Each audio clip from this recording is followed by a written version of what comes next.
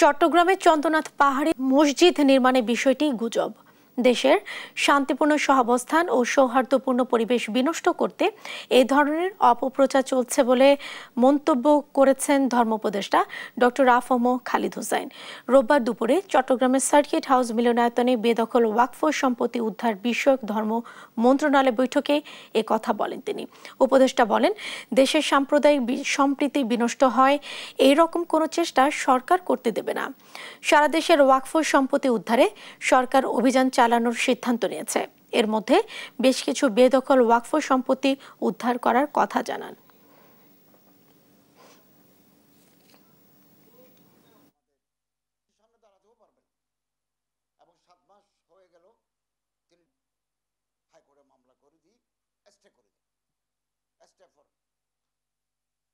সীতাকুণ্ড এই এলাকায় প্রতি বছর পুণ্যার্থীরা আসেন দেশ বিদেশ থেকে।